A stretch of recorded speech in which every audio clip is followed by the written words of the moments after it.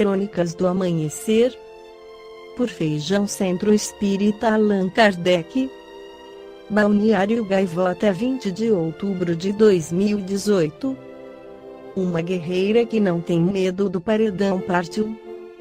Quem acha que participar do Big Brother Brasil foi o grande desafio da vida de Fanny Pacheco está bem enganado. Por sempre aparecer com um sorriso no rosto e fazendo mil brincadeiras como gritar o famoso bordão Nova Iguaçu, é difícil imaginar que a estudante de medicina cuidou desde cedo da mãe com esquizofrenia, teve depressão, transtornos alimentares, síndrome metabólica e teve que lidar com duras críticas tanto quando engordou, quanto ao emagrecer. Vejo que sou uma guerreira diante da minha história. Achava que era humana, mas ter que passar por tantos obstáculos me fez aprender a ser ainda mais humana. Foi uma evolução pessoal muito importante. Eu me redescobri depois de uma montanha russa de acontecimentos negativos que passei, diz.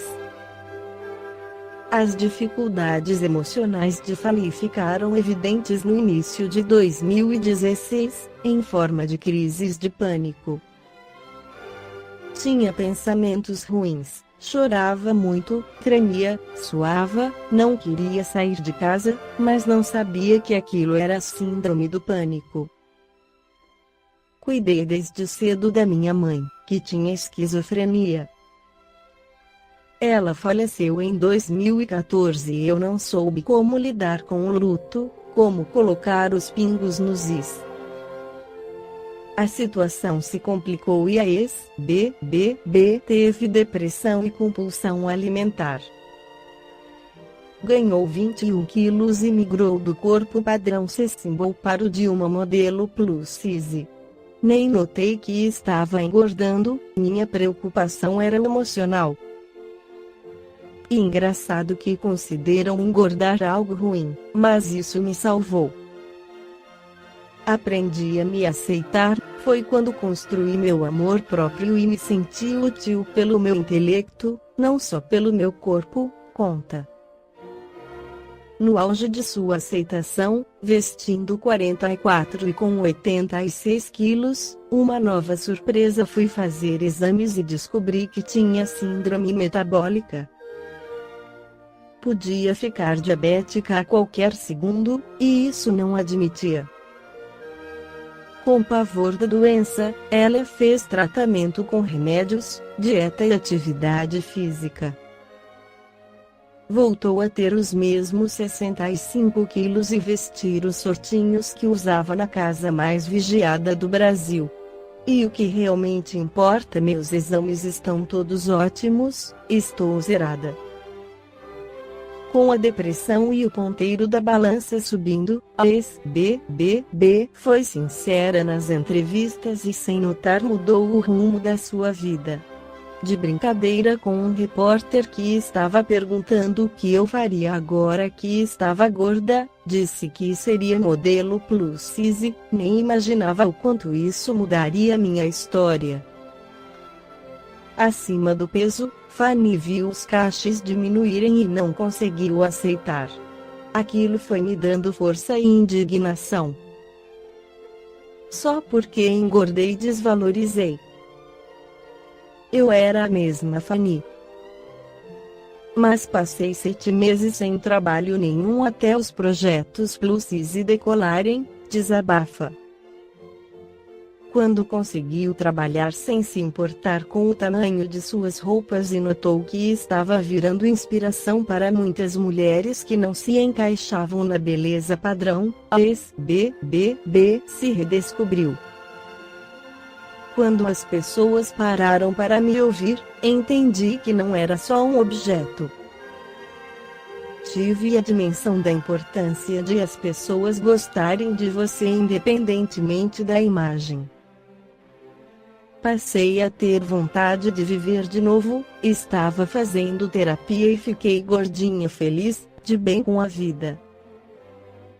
A SBBB deixa claro que aprendeu a se amar no mundo plus size, mesmo não ligando mais para o peso, entendeu a importância de emagrecer por saúde, não por estética. Agora me conheço, me respeito. Vou seguir meu caminho vendo o mundo de uma forma ainda melhor. Como diz o espírito Manuel Filomeno de Miranda no livro Sementeira da Fraternidade, Fanny Pacheco foi uma das poucas pessoas que conseguiu se libertar da interferência espiritual negativa em cujas malhas se debate o homem do século do conhecimento, tão atormentado, no entanto, quanto os ancestrais das nefandas lutas do pretérito que o túmulo consumiu, e cuja memória lentamente se apaga nos anais da história, e a obsessão se multiplica em quadros que se renovam, em torvelinhos que são apresentados às pressas dentro dos novos departamentos que a vida cria e a que o homem se ajusta por imprevidência quanto por leviandade. Examinemos alguns tópicos. Obsessão da gula. Não obstante o conhecimento generalizado a respeito das possibilidades orgânicas, no trabalho de preservação do corpo pelo processo alimentar, elaborando os recursos de manutenção das células, muitos homens se atiram famélicos e atormentados sobre as cepipes, caldos, gorduras e repastos, como se a mesa lhes significasse o único reduto de felicidade e de prazer, convertendo-se em veículo de vampirizadores desencarnados. Odientos. Obsessão alcoólica. Desejando fugir aos tormentos que dizem respeito às paisagens lôbregas da mente inquieta, o obsidiado é inspirado a buscar os alcoólicos para refugiar-se na obliteração da consciência em cujos painéis se encontram impressos os cenários terríveis da alucinação em que se debate, aparvalhando-se, quando vencido pela embriaguez decorrente dos licores de vária procedência e transformando-se em mais fácil e demorada presa da subjugação. Obsessão dos alucinógenos. Barbitúricos, opiáceos de elaboração complexa, alucinógenos ou depressivos em geral abrem as portas da loucura fácil aos transfugas do caminho da verdade, a que se arrojam buscando as ilusões e a irrealidade para se entregarem inermes às mãos dos perseguidores desencarnados que os espreitam, logo se desprendem parcialmente dos liames físicos, de momento afrouxados pelo torpor produzido nos centros do psicossoma. Obsessão sexual.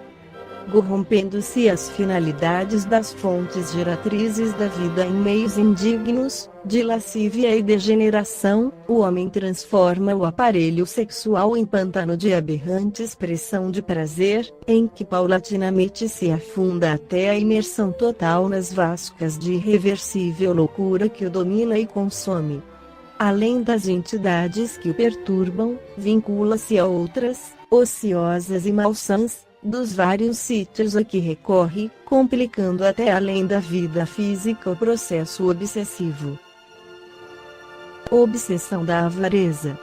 Evocando pela consciência ultrajada crimes praticados na vida passada, o homem se aferra à posse, e, vencido pelo prazer onzenário de tudo reunir, acumula numa gaiola dourada todos os bens, deixando-se nela aprisionar mesmo depois do fenômeno morte, indefinidamente, perdendo a oportunidade de viver e de marchar na direção da imortalidade. Obsessão na saúde. Espíritos atribulados em si mesmos engendram psicopatias de nomenclatura complexa, nas quais desgastam o veículo fisiológico a golpes de rebeldia, de ira, criando estados de desorganização física e posteriormente psíquica, que se transformam mais tarde em enfermidades muito graves e ainda não definidas na patologia médica, que terminam por consumi-los, levando-os à desencarnação antecipada, na condição de suicidas indiretos e inconsequentes. Incluem-se entre esses os hipocondríacos, os psicomaníacos, a autoobsessão Nem todos os fenômenos obsessivos, entretanto, procedem da injunção proposital de um espírito desencarnado sobre outro vestido pela roupagem fisiológica.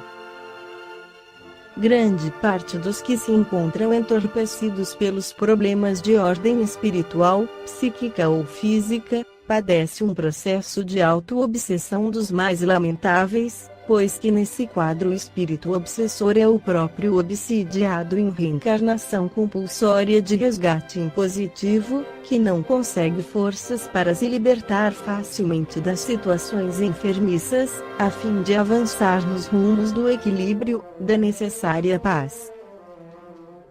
Espíritos despóticos ou viciados, precisos ou cruéis, ao se emboscarem na organização das células físicas, condicionam, através das próprias vibrações, enarmonias no metabolismo desta ou daquela natureza, do que decorrem desequilíbrios vários, gerando estados de perturbação íntima, engendrando distúrbios e nevroses que os fazem com o tempo transformar-se em algozes ou em vítimas de si mesmos, conduzindo-se à desesperação do túmulo antecipado pelo suicídio direto ou indireto, vítimas de alucinações momentâneas ou da loucura de grande porte. Aí estão os esquizofrênicos, os cleptomaníacos, os neuróticos e psicóticos de múltipla variedade, refletindo as distonias do próprio espírito nos centros de comando da vontade, da razão, dos diversos órgãos. Em todos esses quadros, a mediunidade tem uma função primacial, pois que, graças a ela,